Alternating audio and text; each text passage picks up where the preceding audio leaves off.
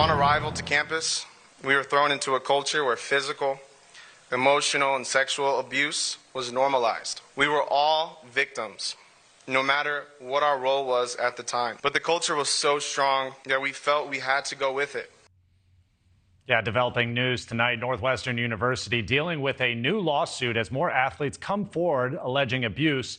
Now 3 lawsuits are pending against the university. Its former football coach, Pat Fitzgerald, and ACC Commissioner Jim Phillips.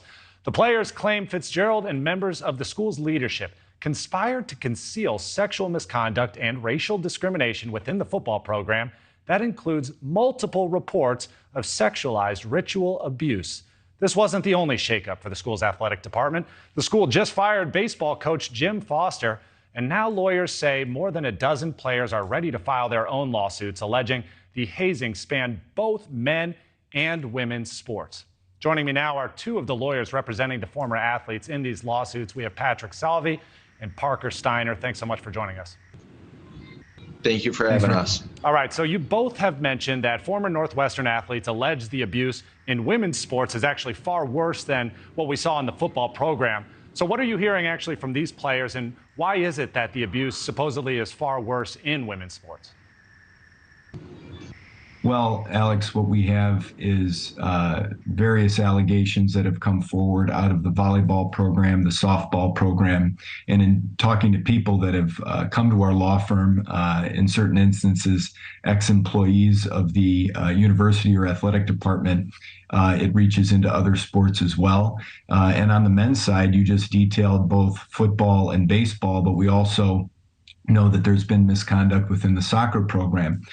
So what we're really seeing is a lack of leadership and really widespread allegations of abuse, racial discrimination, hazing. And then afterwards, after players would report it, even above their coaches, up even to the athletic director, they would face retaliation in various ways. So it's a very disturbing pattern that we're seeing, and it's something that we intend to try to root out with these lawsuits.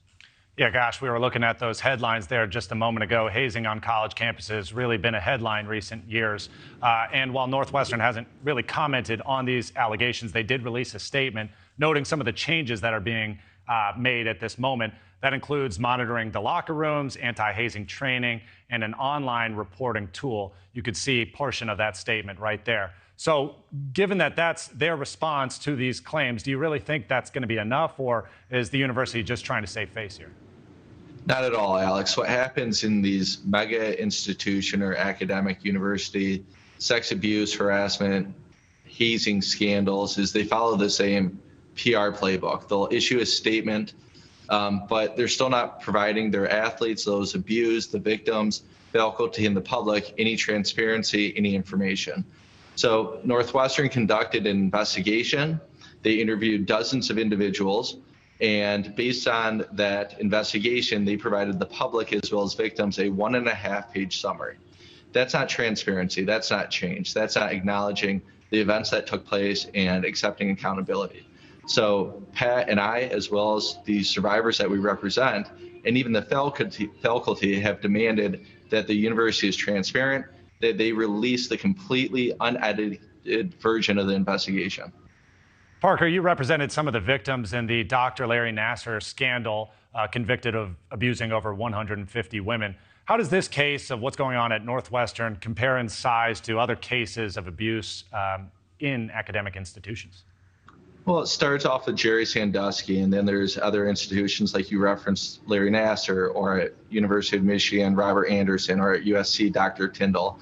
And all of those instances, as horrific as they were, involved one bad actor and institutions that turned a blind eye. Here, what we're learning at Northwestern, as well as contained in the complaints and future complaints, is it's not just one bad actor, it's an institution that enabled this culture for decades upon decades, allowing hundreds, if not thousands, of young individuals to be subjected to hazing, sexual harassment, and racial discrimination. And I have a feeling this is only the tip of the iceberg. Attorneys Patrick Salvi and Parker Stinar, thank you so much for joining us tonight, shedding a light on this issue. Thank you. Thanks for having us. Thank you for watching. Go to newsnationnow.com to find News Nation on your television provider. And don't forget to click the red subscribe button below to get more of News Nation's fact-driven, unbiased coverage.